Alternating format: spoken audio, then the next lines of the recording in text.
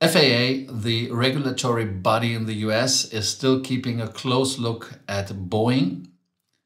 Swedish airports have the same problem like other airports in Europe, that they are understaffed. The security lines are too long, same for check-in lines. And the third is a deal zone alert, an economy, premium economy ticket with the Star Alliance airline from New York to Singapore.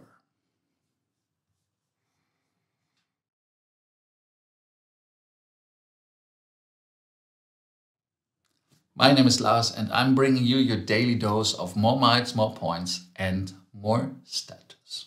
Don't forget to subscribe to support the channel, especially as a new channel. It's very difficult to start, and thank you for supporting us by subscribing, ringing the bell that you get notifications when we have new videos online.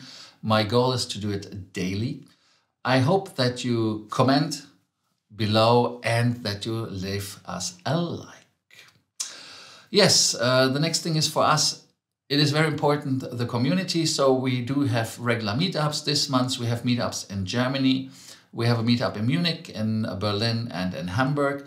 The next way we can meet would be at the Aircraft Interior in Hamburg as well, or at the ILA, die Internationale Luftfahrtausstellung, how the Germans call it.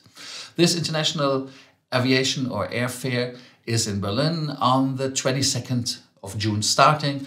If you're there, let me know. We could meet in person there as well. On the day before, on the 21st, we will have a regular table as well. It will be held in the Grand Hyatt Berlin. Like always at the Customs. I like it. I love the hotel. First topic. I have to take a deep breath. Why? Because Boeing did so much things you should not do as a manufacturer, especially when it comes to an aircraft manufacturer who is responsible for so many lives. The agreement between the FAA, the governing body for all things which are related to aviation in the United States, have a kind of agreement. The agreement which is called ODA agreement. ODA agreements are organization, delegation and authorization.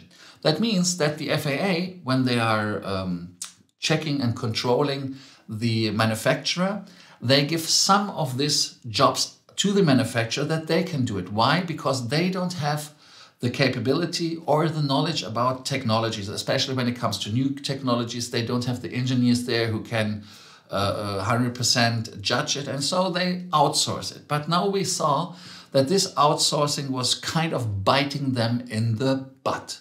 Why? Because the 737 MAX disaster, the 787 Dreamliner disaster, that are just the youngest disasters in a row of problems that Boeing manufactured. And the corporate culture at Boeing was not so good that the people who are working basically for Boeing and being the counterpart for the FAA were transparent. And this transparency should be changed. The contract, it is always a contract where you have the ODA contracts, was going to expire and had to be renewed. The renewal was only 3 years, but Boeing was asking in the first place for 5 years. So you see, they are still keeping an eye on them and took measurements that this kind of malfunction in the system is not happening again. The 787, for example, and the 737 MAX, when they got their airworthiness back, was a big process, and the FAA was looking now more carefully, more closely that this is not going to happen. For Boeing, it was, of course, a disaster as well, but it was more a disaster for the FAA because they had to respond to the government, and in hearings, they had to explain why they effed it up, to say the polite version of it. I hope that this is going to work out and that these problems will solve. We will see if that is getting better. And as you see that the regulatory parts that the FAA has to do are now taken care of more carefully. Airbus, on the other hand, or Airbus, in German you say Airbus, Airbus has other problems. They are selling so many aircraft that they could increase the production for the 320 line as they wanted, But now the chief financial officer, the CFO, Dominic Assam, advised the people in the press conference that they are increasing their war cash up to 10 billion euros from 7 something. And why are they doing it? It was before 7.6 billion euros, just to be correct. It is a kind of an insurance for a crisis. If there are other crises coming like Corona or like the crisis from the finance part where airlines don't take the ordered aircrafts or other things are going to happen, they want to be able to react. And they want to have money in the war cashier, in German you call it Kriegskasse, when Boeing is going to announce a new aircraft, a predecessor of the 737 MAX. Why? The 737 MAX is an aircraft which is end of life, because this cell is so old from the 60s and you cannot do a lot. And you see with the MAX, the problems were too big, so they have to do something new.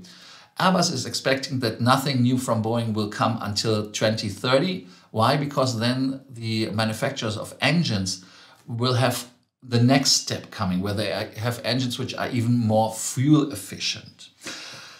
When it comes to fuel efficiency, that is a major driver in the aviation industry. Somebody's ringing on the door. That is wonderful. But let me do the show. Somebody else has to take care. So the engines are the main thing.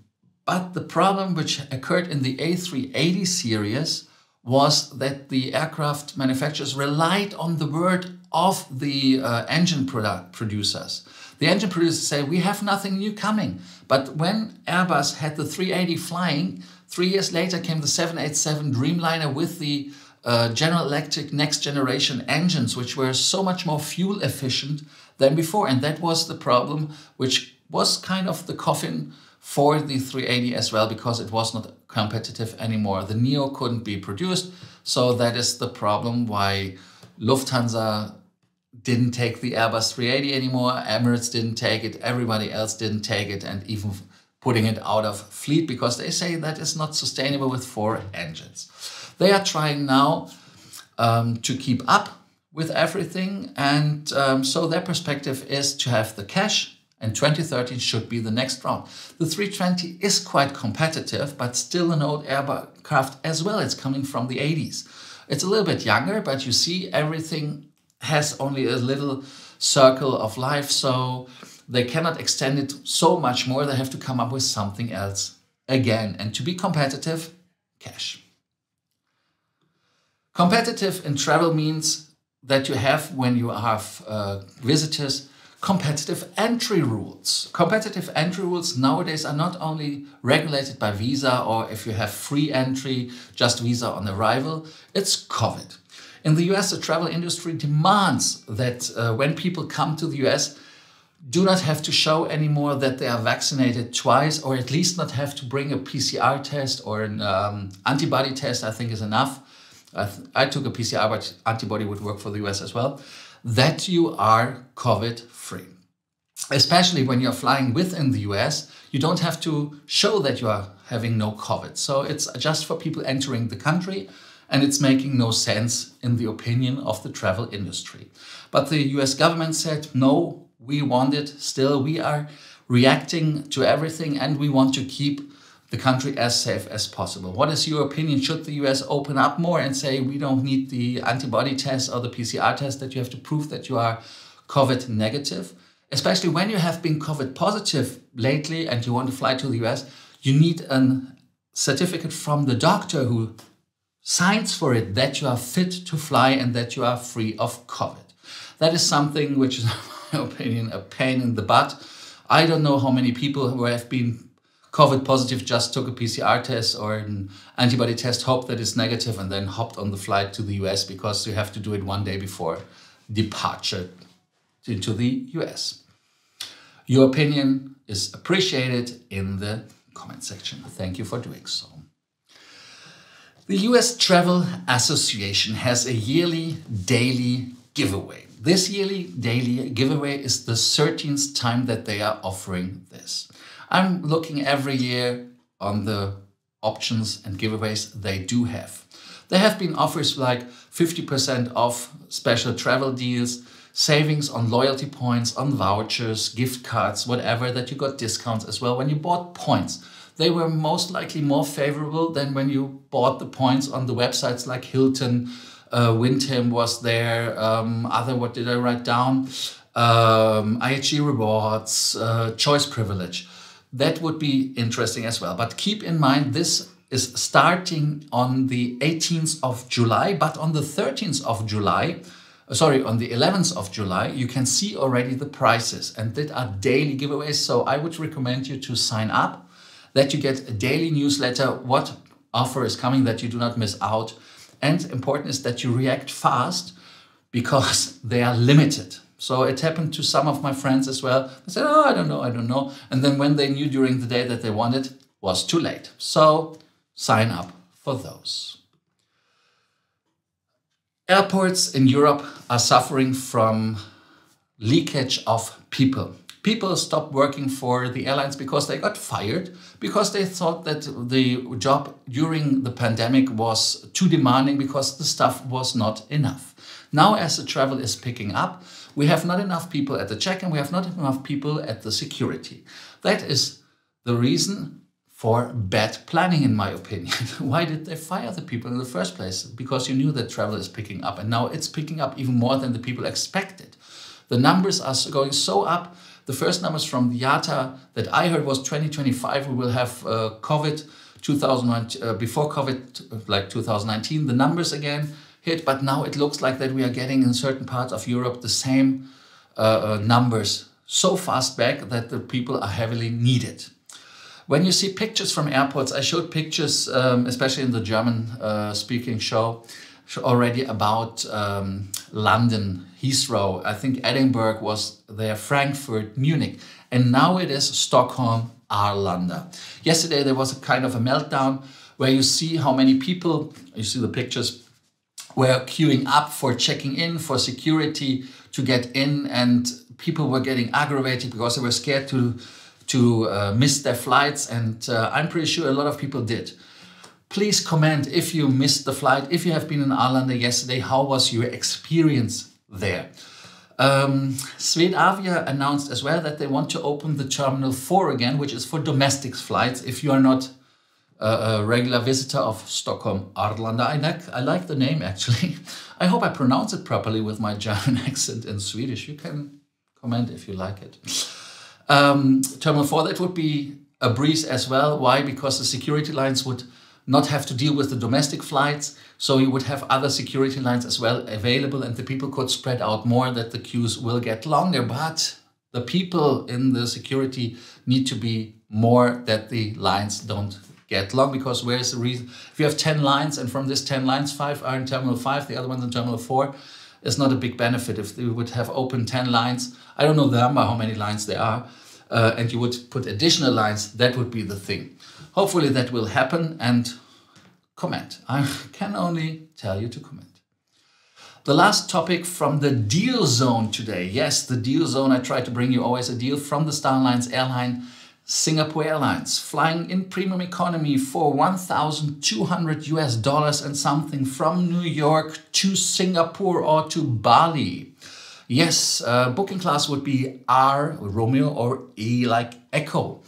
Travel restrictions are ticket must be bought 90 minutes before departure, 90 days before departure, of course.